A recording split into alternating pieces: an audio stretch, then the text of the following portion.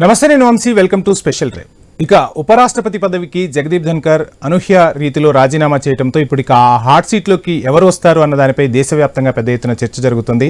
ఇక హాట్ సీట్లోకి వచ్చే అదృష్టవంతుడు ఎవరు అన్న దానిపై అన్ని రాజకీయ పార్టీలు కూడా చర్చించుకుంటున్న పరిస్థితి. ఇక ఉపరాష్ట్రపతి పదవికి ధన్కర్ రాజీనామా చేయడమే సంచలనమైతే ఇప్పుడు ఇక హాట్ సీట్లోకి వెళ్లేదు ఎవరు అన్నది కూడా అంతే లెవెల్లో చర్చ సాగుతున్న పరిస్థితులు కనిపిస్తున్నాయి. దేశ రాజధానిలో ఈ విషయం ఉత్కంఠ రేపుతుంది. ఇప్పటి వరకు అందుతున్న సమాచారము, చర్చలు మాత్రం బీహార్ సీఎం నితీష్ వైపే వేళ్లు చూపిస్తున్నాయి. త్వరలోనే బీహార్లో అసెంబ్లీ ఎన్నికలు జరగబోతున్నాయి. ఇలాంటి టైంలో అధికార మార్పిడితో పాటు మరోమారు అధికారంలోకి రావాలన్న లక్ష్యంతో ఎన్డీఏ కూటమి వడివడిగా అడుగులు వేస్తోంది. బీహార్లో చాలా కాలంగా నితీష్ సీఎంగా పనిచేస్తున్నారు. ఇప్పుడు అధికారం మార్చి యువరక్తానికి అప్పజెప్పాలన్న ఆలోచనలో కూడా ఉన్నట్టు కనిపిస్తోంది. అందుకే నితీష్ వైపు అందరి దృష్టి పడింది. ఇప్పటి వరకు నితీష్ సీఎంగా పనిచేశారు. మళ్లీ అధికారంలోకి వస్తే బీజేపీ అభ్యర్థి సీఎం అయ్యేందుకు రూట్ క్లియర్ అవుతుందన్న ప్లాన్ కూడా ఉంది. బీజేపీ సీఎం పోస్టు తీసుకుంటే జేడీయూకు డిప్యూటీ సీఎం ఇవ్వచ్చని ప్రచారము ఊపందుకుంది. ఈ మధ్య భారతీయ జనతా పార్టీకి అనుకూలంగా ఉన్న ఎంపీ శశి థరూర్ పేరు కూడా ప్రచారంలో మారుమోగుతోంది. ఆపరేషన్ సింధూర్ విషయంలోనే కాదు, భారతీయ జనతా పార్టీ విదేశీ విధానాలను సమర్థిస్తూ పలు పోస్టులు కూడా పెట్టారు శశి థరూర్. ఇప్పటికే తిరువనంతపురం కాంగ్రెస్ నేతలు శశి థరూర్ పార్టీకి దూరమయ్యారంటూ కమెంట్ చేశారు. ఈ నేపథ్యంలో శశి థరూర్ కాంగ్రెస్ కు గుడ్ బై చెప్పి భారతీయ జనతా పార్టీలో చేరనున్నట్టు ఊహాగానాలు గుప్పమంటున్నాయి. ఇక శశి థరూర్ తో పాటు Jammu Kashmir lieutenant governor Manoj Sinha, Delhi lieutenant governor VK సక్సేనాల పేర్లు కూడా సీన్లోకి వచ్చేశాయి. వీకే సక్సేనా 3 ఏళ్లుగా ఢిల్లీలో కీలక పాత్ర పోషించారు. గతంలో అధికారంలో ఉన్న ఆమ్ ఆద్మీ పార్టీని ఉరుకులు పరుగులు పెట్టించారు. నాటి సీఎం కేజ్రీవాల్ ను విభేదించి నిత్యం వార్తల్లో నిలిచారు. అసెంబ్లీ ఎన్నికల్లో కూడా ఆప్ ఓటమికి ప్రధాన కారణం కూడా ఎల్జీ వివాదమేననే ప్రచారం కూడా ఊపందుకుంది. దీంతో సక్సేనా కూడా బరిలో ఉండవచ్చన్న చర్చ సాగుతోంది. మనోజ్ సిన్హా కూడా భారతీయ జనతా పార్టీ నేషనల్ కౌన్సిల్లో పనిచేశారు. ఆర్టికల్ 370 రద్దు తర్వాత ఏడాది తర్వాత జమ్మూ కాశ్మీర్ లెఫ్టినెంట్ గవర్నర్ గా బాధ్యతలు చేపట్టి కేంద్ర పాలిత ప్రాంతంలో తనదైన ముద్ర వేసుకున్నారు. ఇలా ఉపరాష్ట్రపతి రేసులో పలు పేర్లు వినిపిస్తున్నాయి. ఎవరి వైపు మొగ్గు చూపుతున్నది మాత్రం సస్పెన్స్ కొనసాగుతుంది. ఇదే అంశంపై ఈ రోజు ఐ న్యూస్ స్పెషల్ డిబేట్ చేపట్టింది. ఈ స్పెషల్ డిబేట్ లో మనతో మాట్లాడేందుకు మన్నెం కోటేశ్వరరావు గారు, రాజకీయ విశ్లేషకులు, పార్థసారథి గారు, భారతీయ జనతా పార్టీ రాజకీయ విశ్లేషకులు మనకు అందుబాటులో ఉన్నారు. వారిని అడిగి మరిన్ని విషయాలు తెలుసుకునే ప్రయత్నం చేద్దాం. మన్నెం కోటేశ్వరరావు గారు నమస్కారం అండి. పార్థసారథి గారు నమస్కారం అండి. నమస్కారం అండి. కోటేశ్వరరావు గారు, మొత్తంగా చూస్తున్నాం జగదీప్ ధన్కర్ అనూహ్య రీతిలో రాజీనామా చేశారు. పలు పేర్లు తెర మీదకు వస్తున్నాయి. ఒకటి బీహార్ సీఎం నితీష్ కుమార్, మరో పేరు శశి థరూర్. ముందుగా ఈ ఇద్దరి పేర్లే పెద్దగా వినిపిస్తున్న పరిస్థితి. ఎలా చూడొచ్చు అంటారు ఈ పరిణామాలని? ఉపరాష్ట్రపతిగా ఎవరు ఎన్నికవుతారు అనేటువంటి దానికంటే ఇప్పుడు ప్రధానమైనటువంటి అంశం జగదీప్ ధన్కర్ గారు ఎందుకు రాజీనామా చేశారు, బీజేపీలో తలెత్తినటువంటి అంతర్గత కుమ్ములాటలు ఏమిటి అనేటువంటిది ఒక ప్రధానమైనటువంటి సమస్య. అందువల్ల దాన్ని ఎట్లాగూ రాజ్యాంగబద్ధంగా ఆయన రాజీనామా చేశారు కనుక ఎన్నుకోవాలి. ఎవరు ఎన్నికవుతారు, ఎవరు ఎన్నికైనా గాని ప్రత్యక్ష రాజకీయాల నుంచి దూరంగా పెట్టాలనుకునేటువంటి వాళ్ళు కానీ, లేకపోతే మరొక కారణంతో గాని ఇచ్చేటువంటి పదవి అది. మనం చూసాం, వెంకయ్యనాయుడు గారిని తప్పించడానికి ఉపరాష్ట్రపతి పదవి ఇచ్చారు అనేటువంటిది అప్పుడు వచ్చినటువంటి ఒక విమర్శ, లేకపోతే ఆరోపణ, వేరేదైనా పెట్టచ్చు. ఇప్పటికి వచ్చేసరికి పరిస్థితి అది కాదు. ఆకస్మికంగా ఆయన రాజీనామా చేసి ఒక రకంగా చెప్పాలంటే బీజేపీని ఒక దిగ్భ్రాంతికి గురి చేశారు. ఎందుకంటే దాని మీద వెలువడినటువంటి స్పందనలు, నరేంద్ర మోడీ గారు 15 గంటల తర్వాత స్పందించినటువంటి తీరు, ధన్కర్కి సరైన వీడ్కోలు కూడా లేకుండానే చేయడం అనేటువంటివన్నీ కూడా ఇవన్నీ ఆసక్తి కలిగించేటువంటి పరిణామాలు. ఇక నితీష్ కుమార్ గారికి ఆ పదవి ఇస్తారా? నితీష్ కుమార్ గారికి పదవి ఇవ్వడం అంటే ఇప్పుడు బీహార్ లో ఎన్డీఏ కూటమి, నితీష్ కుమార్ తో కూడినటువంటి ఎన్డీఏ కూటమి ఎదురీదుతా ఉంది. ఏటికి ఎదురీదుతా ఉంది అనేటువంటి వార్తలు ఒకవైపు వస్తున్నాయి. సరే, ఒకవైపు ఏమో బీజేపీ లేదా నితీష్ కుమార్ మాకు ఈజీగా వాకౌట్ అని చెప్తున్నారు. ఇంకా అది పూర్తిగా రంగంలోకి రాలేదు కనుక ఏమిటనేటువంటిది ఎవరి వాదనలు వాళ్ళు చెప్పుకోవచ్చు. నితీష్ కుమార్ ని తప్పించడం అంటే అక్కడ బీజేపీకి రోడ్డు క్లియర్ చేసుకోవడం. బీజేపీకి రోడ్డు క్లియర్ చేసుకున్నప్పుడు మరొక జేడీయూ నాయకుడు అక్కడ ముఖ్యమంత్రి స్థాయిలో లేనటువంటి స్థితిలో ఆ జేడీయూలో ఉన్నటువంటి వాళ్ళందరూ బీజేపీకి పూర్తిగా సహకరిస్తారా లేదా, ఇట్లాంటి అనేకమైనటువంటి సమస్యలు ఉన్నాయి. ఇక శశి థరూర్ కి ఇస్తే శశి థరూర్ కి ఆ పదవి ఇవ్వడం ద్వారా బీజేపీ సాధించేది ఏమిటి అనేటువంటిది ఒక ప్రశ్న. ఎందుకు అంటే కేరళలో ఉన్నటువంటి రాజకీయ పొందికలు అటు ఎల్డిఎఫ్ వామపక్షాలతో కూడినటువంటి ఎల్డిఎఫ్, అదేవిధంగా కాంగ్రెస్ దాని మిత్రపక్షాలతో కూడినటువంటి యూడిఎఫ్ అనేటువంటివి రెండు బలమైనటువంటి రాజకీయ సమీకరణలతో ఉన్నటువంటి శక్తులు అక్కడ. అటువంటి దగ్గర ఒక బలమైనటువంటి ఆర్థికంగా లేదా కొన్ని ప్రాంతాల్లో బలమైనటువంటి సామాజిక తరగతికి చెందినటువంటి శశి థరూర్ని తీసుకురావడం ద్వారా బీజేపీ మొత్తం కేరళ రాజకీయాలన్నింటినీ కూడా ప్రభావితం చేసేటువంటి స్థితిలో లేదన్నది నా అభిప్రాయం. అందువల్లనే ఒకవేళ అదే కనుక జరిగితే శశి థరూర్నే కనుక వాళ్ళు ఉపరాష్ట్రపతి కనుక పెట్టేట్లయితే అది కాంగ్రెస్ ఎత్తున పాలు పోసినట్టు అవుతుంది. ఎందుకంటే కాంగ్రెస్ వాళ్ళు శశి థరూర్ని బహిష్కరించడానికి వాళ్ళు ఏమీ సిద్ధంగా లేరు. బొమ్మనకుండా పొలబెట్టినట్టుగా ఆయన మా నాయకుడు కాదు, మేము ఆయన దేనికి పిల్లలు, ఇటువంటి ప్రయత్నం ద్వారా ఇప్పటికే వాళ్ళు చేసినటువంటి మనం చూసాం. కోటేశ్వర గారు మళ్ళీ మీకు టైం ఇస్తాను.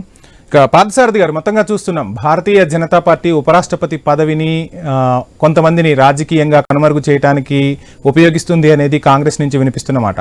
మరోవైపు ఇక బీహార్లో అధికారాన్ని చేపట్టాలి, ఇక నితీష్తో కాదు, ఇక డైరెక్ట్గా బీజేపీ దిగితేనే ఆ అధికారం నెక్స్ట్ టైం చేపట్టబోతున్నాము, ఆ విధంగా సంకేతాలు ఇచ్చేందుకే ఇప్పుడు నితీష్కి ఒక ఉపరాష్ట్రపతి పదవి ఇచ్చేసి కొడుక్కి డిప్యూటీ సీఎం పదవి ఇచ్చేసి అక్కడ ఇక బీహార్ రాజకీయాన్ని భారతీయ జనతా పార్టీ హస్తగతం చేసుకుంటుంది అనేది కాంగ్రెస్ నుంచి వినిపిస్తున్న మాట. ఏం చెప్తారు మొత్తంగా?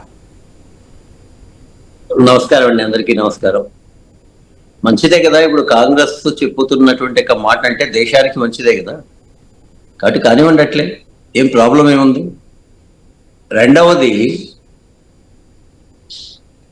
వీళ్ళందరూ ఎలా ఉంటుందంటే కాంగ్రెస్ దాని యొక్క తోక పార్టీలు మిగతాల్లో ఉండేటువంటి వాళ్ళందరూ కూడా ఎప్పుడు కూడా ఎలా మాట్లాడుతుంటారంటే కాదేది రాజకీయానికి అనర్హం అనేటువంటి పరిస్థితిలోనే వాళ్ళు ప్రస్తావన చేస్తూ ఉంటారు ప్రతి ఒక్కటి కూడా. ఇదే ధన్కడ్ గారిని అభిశంసన తీర్మానం పెట్టాలి అని చెప్పేసి ఆయన్ని విపరీతంగా టార్చర్ పెట్టిండేటువంటిది ఎవరండి? కాంగ్రెస్ పార్టీనే కదా. అటువంటి వాళ్ళు ఈ రోజు రాజీనామా ఆయన ఇచ్చిన వెంటనే ఆయన ఒక వీళ్ళ తరఫున మనిషి అయినట్లుగా మాట్లాడుతున్నారు. ఇది కరెక్ట్ కాదని చెప్పేసి అంటే ఒత్తిడి తట్టుకోలేకే రాజీనామా చేశారంటూ వాదిస్తున్నారు పార్థసారథి గారు. ఒత్తిడి తట్టుకోలేకే ధన్కడ్ రాజీనామా చేశారు, కనీసము వెళ్ళేటప్పుడు కూడా సెండ్ ఆఫ్ కూడా సరిగా ఇవ్వకుండా పంపించారని చెప్పి కాంగ్రెస్ నేతలు విమర్శిస్తున్న పరిస్థితి. ఏం చెప్తారు? నేను కాదండి, ఇప్పుడు ఏ విషయమైనా కూడా నేను కాదని చెప్పడం లేదు. వారికి సంబంధించినటువంటి విషయంలో ఇప్పుడు అనారోగ్యం కారణంగానే ఆయన చెప్పారు. పోనీ అనారోగ్య కారణం వాస్తవమా కాదా అనేటువంటి విషయంలో వీళ్ళు ఏమన్నా మాట్లాడుతున్నారా? వారికి గతంలో ప్రాబ్లం వచ్చింది, ఒకసారి సభలోనే ఆయన కింద పడిపోయేటువంటి పరిస్థితి వచ్చింది. ఇవన్నీ కూడా వాస్తవమే కదా, అవేం కల్పితాలేం కాదు కదా. మరి అది ఉండకూడదని చెప్పేసి ఎందుకు అనుకుంటారు? మరి ఉండకూడదు అని చెప్పేసి ఇప్పుడు ఫర్ ఎగ్జాంపుల్ అదే అన్నారు మొన్న కూడా ఒకసారి జరిగేటువంటి చర్చలో, ఉదయం అంతా బాగున్నారు కదా అని. ఏమో ఉదయం తర్వాత ఆయనకి రిపోర్ట్స్ వచ్చిండొచ్చు, అలాంటి పరిస్థితి కారణంగా, ఆరోగ్య కారణంగా మీకు ఏదైనా టెన్షన్ ఉండదు. అసలు ఈ విషయాలన్నీ నేనేమంటానంటే మరి ప్రస్తావన చేయాల్సి వచ్చినప్పుడు జస్ట్ రూమర్స్ కోసము రకరకాలైనటువంటి వార్తలు ఏది చెప్పని భారతీయ జనతా పార్టీలో అన్ని రకాలైనటువంటి ఆలోచనలు తీసుకొనే దీనికి జరుగుతుంది. వెంకయ్యనాయుడు గారికి సంబంధించి వీటి ప్రస్తావన చేశారు. వెంకయ్యనాయుడు గారిని ఆయన్ని పక్కకు తొలగించాలని. ఇది పూర్తిగా అంటే ఇక్కడ వ్యక్తి మీద ఆధారపడేటువంటిది మిగతా పార్టీలన్నీ. సమాజ హితం, దేశహితం అనేటువంటి దాని మీద ఆధారపడేటువంటిది భారతీయ జనతా పార్టీ. మోడీ వచ్చిన తర్వాత మీరు చెప్పింది పార్థసారథి గారు, మీరు చెప్పింది కరెక్టే. మోడీ వచ్చిన తర్వాత ఆ పందా మారిపోయింది అని చెప్పి దేశంలో ఉన్న రాజకీయ పక్షాలన్నీ కూడా, అంటే మోడీకి ముందు మోడీ తర్వాత భారతీయ జనతా పార్టీ అని మాట్లాడుతున్న పరిస్థితి. ఏం చెప్తారా? అప్పుడున్న విధానాలు ఇప్పుడు కూడా కొనసాగుతున్నాయంటారా? సార్, భారతీయ జనతా పార్టీలో వాజ్పేయి గారు ఉన్నప్పుడు కానీ, అద్వానీ గారు ఉన్నప్పుడు కానీ, మోడీ గారు వచ్చిన తర్వాత ఇంకెవరు వచ్చినా కూడా విధానాల్లో మార్పు ఉండదు. దేశం ముందు, పార్టీ తర్వాత, కుటుంబం తర్వాత, మూడవది ఇదే స్థానమే.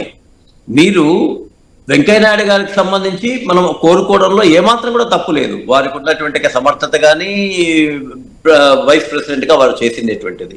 కానీ ఇప్పుడు ద్రౌపది ముర్ము గారికి ఇవ్వడం ద్వారా సమాజంలోనే ఒక పెద్ద వర్గానికి సంబంధించి ఇంతకాలం దాదాపు 70 సంవత్సరాలుగా అటువంటి వర్గంలో ఉండేటువంటి వాళ్ళని, అణగారినటువంటి వర్గాల్లో ఉండేటువంటి వాళ్ళకి గుర్తింపు రావడం లేదనేటువంటి ఉద్దేశంతో ఇచ్చినామనేటువంటి జ్ఞానం వీళ్ళకి ఎందుకు రాదు?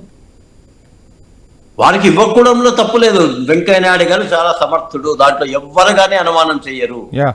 అనేక రకాలైనటువంటి బిల్లులను ఆయన సమర్థంగా చేశారు. వారికి కాదని చెప్పడం లేదు. వారికి ఇవ్వనంత మాత్రాన యువతలు ఉండేటువంటి వాళ్ళకి తక్కువ అనేటువంటి ఆలోచన కాదు కదా. పోనీ వెంకయ్యనాయుడు గారు ఎప్పుడైనా విమర్శించారు ఆ విషయం? వెంకయ్యనాయుడు గారు చెప్పకముందే వెంకయ్యనాయుడు గారు చెప్పినట్లుగా ఆయనకి ఏదో అన్యాయం జరిగిపోయినట్లుగా వీళ్ళందరూ కూడా చేసుకునే దుష్ప్రచారం ఏంటి? వెంకయ్యనాయుడు గారు ఎప్పుడైనా చెప్తే definitely we have to discuss about it.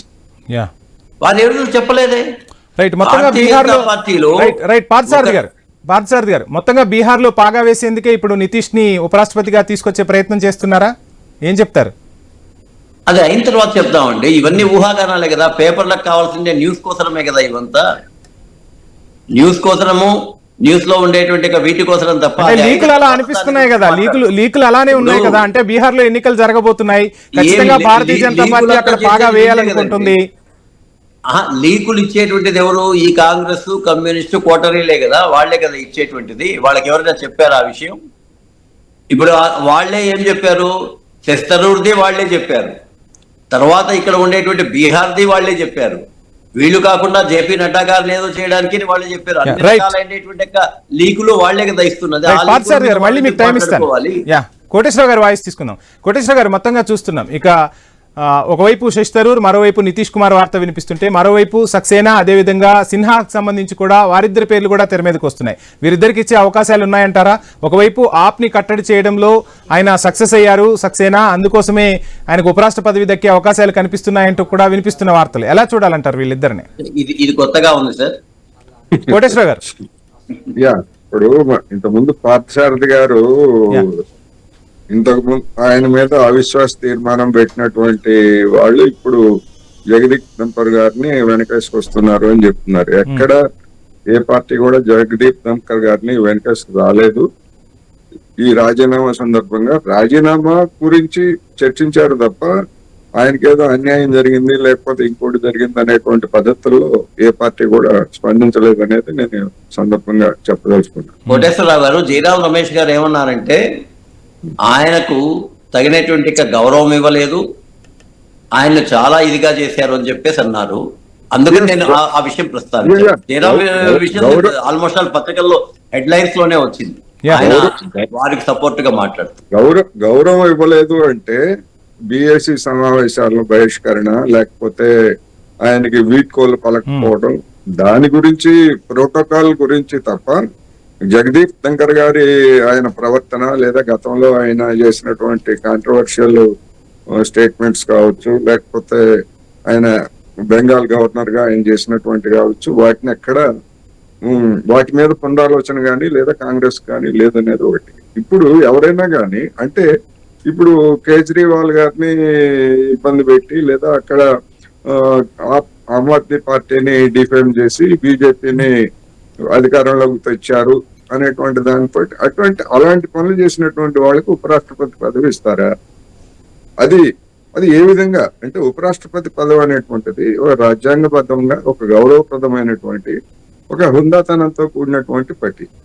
మరి అటువంటి దాన్ని ఆ విధంగా రాజకీయాలకు పాల్పడి ఒక ప్రత్యర్థి పార్టీని దెబ్బతీసి మన కారణంగా బహుమతిగా ఇవ్వడం కనుక అయ్యేట్లయితే అది ఆ పదవిని అవమానించడం అనేటువంటిది నా అభిప్రాయం.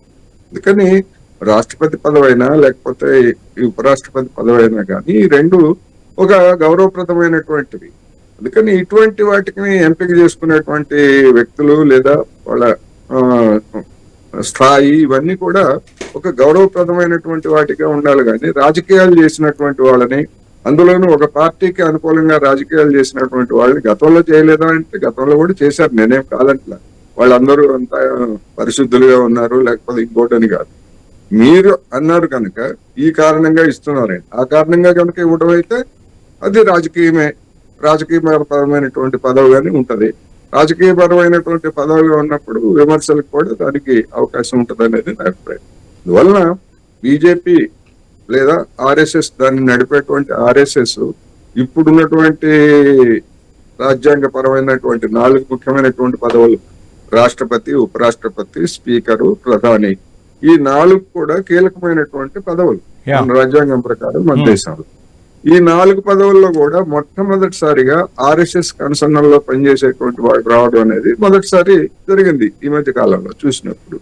అందువల్ల రేపు రాబోయేటువంటి ఉపరాష్ట్రపతి కూడా ఆ విధంగానే ఉంటారు అని అనుకుంటున్నారు. లేదు, ఒకవేళ మీరు చెప్పినట్టుగా ఇంతకుముందు శశి థరూర్ గాని లేకపోతే నితీష్ కుమార్ గాని వాళ్ళ కాళ్ళు పెట్టినా గాని వాళ్ళు కూడా ఆ గిరిగీసి ఎట్లాగైతే సర్కస్ లో సింహాలు లేకపోతే ఏనుగులు ఆడించే వాళ్ళ చేతుల పరిధిలో ఎట్లాగైతే ఉంటాయో అదే విధంగా ఉండేందుకు వాళ్ళు సిద్ధపడితే అది కూడా జరగవచ్చు. జరగకూడదని ఏం లేదు, జరగదని కూడా ఏమీ లేదనేది నా అభిప్రాయం. రైట్. పార్థసారథి గారు, మొత్తంగా చూస్తున్నాం సక్సేనాకి సంబంధించి, సిన్హాకి సంబంధించి కూడా వార్తలు వినిపిస్తున్నాయి. వీరిద్దరి పేర్లను పరిగణలోనికి తీసుకునే అవకాశాలు ఉన్నాయా ఏంటి, ఏం చెప్తారు? అంటే ఒకటి ఏముంటుందంటే అండి, చాలా మంది చాలా తెలివిగా ఏమీ లేని దాన్ని కదా ఉన్నట్లుగా చూపించేటువంటి ప్రచారం చేసేటువంటి కదా అంటే చాలా మంది మన దేశంలో సిద్ధహస్తులుగా ఉన్నారనిపిస్తుంది. ఎలాగంటే ఇప్పుడు సక్సేనా గారు ఒక పార్టీకి మద్దతు కాసారా, లేకపోతే కేజ్రీవాల్ యొక్క అన్యాయాల్ని బయట పెట్టారా? కేజ్రీవాల్ చేసినటువంటి కుంభకోణాలు లేకపోతే ఈ మొత్తం అంతా ఉండేది కుంభకోణం పెడితే మనం దాన్ని తీసుకోవాలన్నా ఇది వేరే పార్టీకి ఆపాదించాలి? ఈ రెండిట్లో కూడా ప్రజలు విశ్లేషణ చేసుకోవాలి. ఈ రోజు కూడా జగన్ చెప్తున్నాడు, అవినాష్ రెడ్డి గారు వారు మొత్తం అంతా కూడా అరెస్ట్ అయిపోతే ఇది కేవలం కుట్రతో అయ్యిండేటువంటిది. దాంట్లో సాక్ష్యాలు కనబడుతున్నాయి కళ్ళ ముందర. మద్యం విషయంలో ఏం జరిగిండేది మొత్తం ఆంధ్రప్రదేశ్. మనం ఈ టాపిక్ గురించే మాట్లాడదాం. విషయం చెప్తున్నా అండి, నేనేమి టాపిక్ నేను దాన్ని మార్చను. అంటే దాంట్లో ఏ విధంగా ప్రచారం చేస్తున్నారో దీంట్లో కూడా అదే విధంగా సక్సేనా చేసిండేటువంటివి తప్పులు ఏమన్నా ఉన్నాయా? కేజ్రీవాల్ ఏమన్నా ఇరుకును పెట్టిండేటువంటి కదా అట్లా ఆయన కుంభకోణంలో లేడా? ఆయన చేసిండే విషయాలన్నీ వాస్తవం కాదా? ఆయన మహల్లో కట్టుకునేది నేను చిన్న గుడిసెలో ఉంటానని చెప్పేసి కోట్ల రూపాయలు మహల్లో పెట్టిండేది వాస్తవం కాదా? అంటే ఈ విషయాలన్నీ ప్రస్తావన చేస్తే ఆయనకు వ్యతిరేకంగా ఒక వేరే పార్టీకి సపోర్ట్ చేసినట్టుగా అనుకోవడం కరెక్ట్ కాదు అని నా యొక్క భావన. రెండోది, ఈ రోజుల్లో ఉండేటువంటి దాంట్లో మనం ఎంతసేపు అయినా కూడా దేశహితం కోసం జరుగుతోందా లేదా అనేటువంటి విషయాన్నే ఎక్కువగా చూసుకోవాల్సినటువంటి అవసరం ఉంది. వ్యక్తిహితం కోసం అనేటువంటిది భారతీయ జనతా పార్టీలో ఉండదు. అనేక సందర్భాల్లో దేశహితం కోసం అనేక త్యాగాలు చేసిండేది ఉంది. ఫర్ ఎగ్జాంపుల్ అద్వానీ గారు అప్పుడు మొత్తం రథయాత్ర చేసిన తర్వాత వారే ప్రధాని కావాల్సి ఉండేది. కానీ అటువంటి సందర్భంలో మిగతా పార్టీలన్నీ కూడా ఐకమత్యంగా మేము ఉండడానికి అద్వానీ గారి కన్నా వాజ్పేయి గారి మేలంటే సాక్షాత్తు అద్వానీ గారే వాజ్పేయి గారిని ప్రతిపాదించారు. This is the quality and characteristic of Bharatiya Janata party. ఇది మిగతా వాళ్ళ పార్టీలు ఊహించలేరు. వాళ్ళ జన్మలో వాళ్ళకు అట్లాంటి విషయాలు తెలియవు. ఎవరో కొంతమంది ఉంటారు, పెద్ద పెద్ద వాళ్ళు, మహానుభావులు కొంతమంది, అంతే అందరూ అని కాదు, అట్లాంటి వాళ్ళు వేళ్ల మీద లెక్క పెట్టిండే వాళ్ళు ఉంటారు. భారతీయ జనతా పార్టీకి ఈరోజు 4 ఆర్ఎస్ఎస్ వాళ్ళు వచ్చారన్నారు. అందుకే ఆర్ఎస్ఎస్ వాళ్ళు వచ్చారు కాబట్టే 13 లక్షల కోట్ల దేశ బడ్జెట్ 52 లక్షల కోట్లకు పెరిగింది. దేశ ఆర్థిక వ్యవస్థ పెరిగింది. 11వ స్థానంలో నుంచి ఈ రోజు 3వ స్థానంలోకి దేశ ఆర్థిక వ్యవస్థ వచ్చింది. ఈ రోజు దేశంలో అందరూ కూడా భారతదేశాన్ని గురించి గర్వపడే పరిస్థితిలో ఉన్నారు. సంతోషం. ఇప్పుడు ఆర్ఎస్ఎస్ నుంచి వచ్చారనే దుష్ప్రచారం ఎందుకు? వాళ్ళు ఏమైనా కాదని చెప్తున్నామా? రాష్ట్రీయ స్వయం సేవక సంఘం ఈ దేశం కోసం పనిచేస్తోంది, దేశం కోసమే రాజకీయాలు ఉండాలని చెప్తోంది. అటువంటి వాళ్ళే వస్తున్నారు.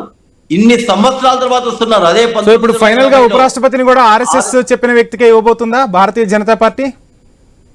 ఇది చాలా విషయం ఏంటంటేనండి, ఆర్ఎస్ఎస్ అనేటువంటిది ఒక మాతృ సంస్థ. దాంట్లో నేను ఆర్ఎస్ఎస్ ప్రచారకగా పనిచేశాను. మాతృ సంస్థలో ఏం చెప్తారు, ఏ విషయంలో అయినా దేశభక్తితో పని చేయండి, ఇంతవరకే చెప్పేది. ఎక్కడ కూడా అది ఎవరిని ప్రభావితం చేయదు. ఒక రాజ్యాంగంలో ఒక ఇదే కాదండి, ఆర్ఎస్ఎస్ అనేటువంటి దానికి అనుబంధ సంస్థలుగా ఆ సిద్ధాంతంతో ఉండేటువంటివి ఏబీవీపీ ఉంది, కిసాన్ మోర్చా ఉంది, అనేక రకాలైనటువంటి కార్మికంకు సంబంధించినటువంటి బిఎంఎస్ ఉంది, విద్యాభారతులు, విద్యా సంస్కరణలు ఉన్నాయి. ప్రతి ఒక్కటి వాళ్ళ ఇండిపెండెంట్ సంస్థలే. ఎప్పుడు ఆర్ఎస్ఎస్ వస్తుంది, వాళ్ళలో ఏదైనా పొరపాట్లు జరుగుతూ ఉంటే వాళ్ళు సంఘంలో ఉండేటువంటి వాళ్ళు వాళ్ళకి హెచ్చరిస్తారు అంతే right. తప్ప పార్థసారథి గారు. వాళ్ళకు డైరెక్ట్ గా ఎటువంటి యొక్క ప్రమేయము ఉండదు. రైట్ పార్థసారథి గారు ఒకసారి బీజేపీ మీద కూడా అంతే ఉంటుంది. Yeah. వాళ్ళు సూచనలు ఇస్తారంతే. Okay, ఒకసారి కోటేశ్వర గారు వాయిస్ తీసుకుందాం. బీజేపీ యొక్క పార్టీ యొక్క లక్ష్యం. కోటేశ్వర గారు మొత్తంగా చూస్తున్నాం మీరు చెప్పినట్టుగా రాజ్యాంగానికి సంబంధించి మీరు చెప్పిన ఇందాక రాష్ట్రపతి అవ్వచ్చు, ఉపరాష్ట్రపతి అవ్వచ్చు, ఇటువంటివి కీలక పదవులు. సో ఒకప్పుడు మనం చూస్తే ఏపీజే అబ్దుల్ కలాం లాంటి దేశానికి సేవ చేసిన వాళ్ళను తీసుకొచ్చి మంచి పదవుల్లో కూర్చోబెట్టారు. సో అన్ని పార్టీల మద్దతు కూడా లభించింది. అటువంటి అంటే ప్రజాస్వామ్యంలో ప్రతిపక్షం అధికార పక్షం రెండు బాధ్యతగా వ్యవహరించాలి. మీరు చెప్పిన ఏ పదవులు అయితే ఉన్నాయో ఆ పదవుల్లో ఎవరికి ఎటువంటి ఆబ్లిగేషన్ లేని వ్యక్తులు వస్తే దేశానికి కూడా మంచిది. ఒక మంచి మెసేజ్ను కూడా మనం ప్రపంచ దేశాలకు ఇచ్చే పరిస్థితిలో భారతదేశం ఉంటుంది. ఎందుకంటే అతిపెద్ద ప్రజాస్వామ్య దేశంగా మనం ఉన్నాం కాబట్టి. సో అటువంటి పరిణామాలు ఇప్పుడు ఉన్నాయా? అటువంటి వ్యక్తులు వస్తే నిజంగా ఈ పదవులకు వన్నే తీసుకురావటం సాధ్యమవుతుంది. ఆ విధంగా ప్రభుత్వాలు ఇటు ప్రభుత్వమైనా అటు ప్రతిపక్షమైనా సూచనలు చేసుకుంటూ ముందుకు సాగాల్సిన అవసరం దేశంలో ఉందంటారా? ఏం చెప్తారు సార్? అటువంటి పరిస్థితి మీద రోజు రోజుకి విమర్శలు పెరుగుతున్నాయనేది మనం గమనించాలి.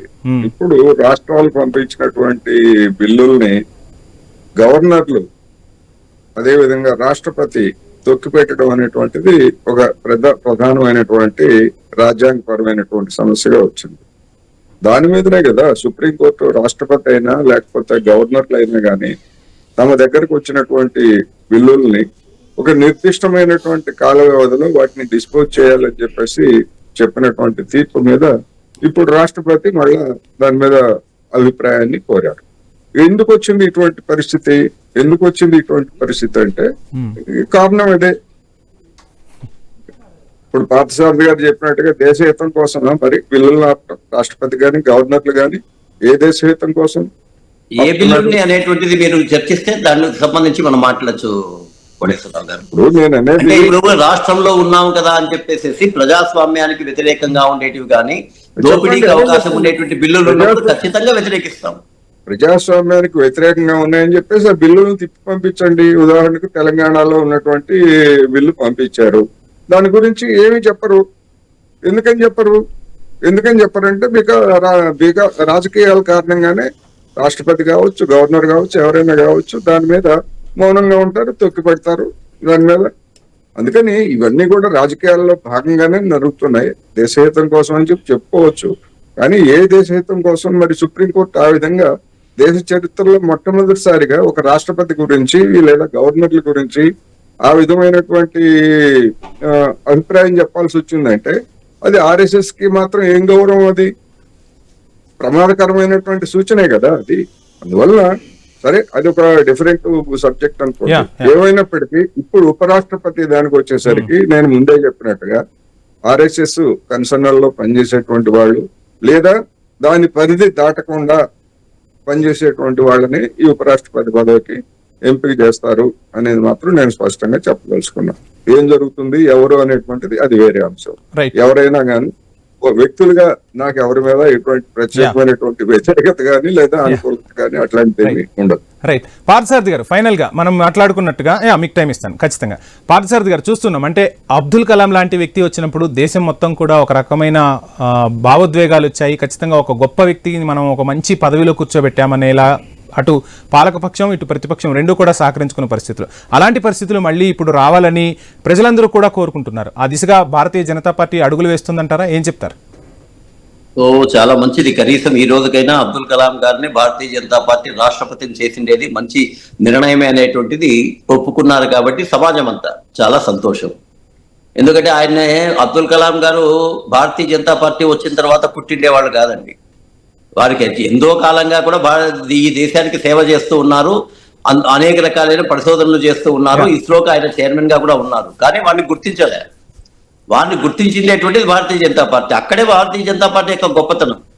ఈ రోజు ఇటువంటి పదవుల్లో పార్టీల గొప్పతనాన్ని పక్కన పెడితే పార్థసారథి గారు ఖచ్చితంగా అంటే ఒక గొప్ప వ్యక్తుల్ని ఖచ్చితంగా ఆ ప్లేస్లో కూర్చోబెడితే మన ప్రజాస్వామ్యం అనేది పరిడవిల్లుతుంది. ప్రపంచమంతా కూడా భారత్ వైపు చూస్తుంది. మీరు అన్నట్టుగా ఆర్థిక వ్యవస్థలో ఎదగటం అవ్వచ్చు, రకరకాల పరిస్థితులు అవ్వచ్చు. సో ఇటువంటి నేపథ్యంలో ఉపరాష్ట్రపతి పదవికి సంబంధించి కూడా ఇప్పుడు అంతా పెద్ద ఎత్తున చర్చ నడుస్తున్న టైంలో దీనికి భారతీయ జనతా పార్టీ అధిష్టానం కానీ ఇటు ప్రతిపక్షాలు కానీ ఎలా ఫుల్ స్టాప్ పెట్టబోతున్నాయి అనుకోవాలి? ఏం చెప్తారు ప్రజాస్వామ్యాన్ని పరిరక్షించే దిశగా? మొట్టమొదటండి, భారతీయ జనతా పార్టీ హయాంలో వచ్చినటువంటి ఏ రాష్ట్రపతి గారైనా, అది రామ్నాథ్ కోవింద్ గారైనా, ఈ రోజు ద్రౌపది ముర్ము గారైనా, అంతకు ముందు మన వచ్చినటువంటి మన యొక్క అబ్దుల్ కలాం గారైనా అన్ని కూడా సక్సెస్ఫుల్లే కదా. ఉపరాష్ట్రపతులుగా వచ్చినటువంటి వెంకయ్య నాయుడు గారు కూడా ఏ రోజు కూడా ఇంతవరకు ఎవరి మీద మచ్చలేదు కదా. మరి ఇప్పుడు కొత్తగా సక్సేనా గారిని తీసుకొచ్చినా, ఇంకోటికి తీసుకొని వచ్చినా కూడా ఎందుకని అట్లా ఆలోచన వస్తుంది? ఇది కేవలం దుష్ప్రచారం తప్ప ఇంకేమైతుంది? గతంలో ఇచ్చిండే వాళ్ళందరూ బాగానే ఉన్నప్పుడు, ప్లీజ్ కన్క్లూడ్. సమాజానికి బాగానే ఉన్నప్పుడు ఇప్పుడు కొత్తగా మళ్ళా ఆ యొక్క ఆలోచన, ఆ యొక్క విధానం ఎందుకు వస్తుంది అంటున్నాను. రైట్. సో మొత్తంగా ఉపరాష్ట్రపతి పదవికి సంబంధించి పెద్ద ఎత్తున చర్చ నడుస్తుంది. ప్రపంచానికే అతిపెద్ద ప్రజాస్వామ్య దేశం అన్నది. ఈ ప్రజాస్వామ్య దేశంలో ఒక ప్రముఖ వ్యక్తులను తీసుకొచ్చి అటువంటి రాజ్యాంగబద్ధ పదవుల్లో ఉంచాలని ఇటు ప్రతిపక్షాలు, అదేవిధంగా సమాజంలో ఉన్న మేధావులు, అధికార పక్షాలు కూడా ఆలోచించాలి. ఐన్యూస్ కూడా విజ్ఞప్తి చేస్తుంది. అంటే ఒక పదవికి వన్నె తెచ్చే వ్యక్తులను ఆ పదవుల్లో ఉంచడం వల్ల దేశ ప్రతిష్ట ఇనుమడింప చేస్తుంది అనేది అందరూ కూడా అంటున్నమాట. సో చర్చలో పాల్గొన్న కోటేశ్వరరావు గారికి, పార్థసారథి గారికి ఐన్యూస్ తరపున ప్రత్యేక ధన్యవాదాలు. ఇది ఇవాల్టి స్పెషల్ డిబేట్. చూస్తూనే ఉండండి ఐన్యూస్.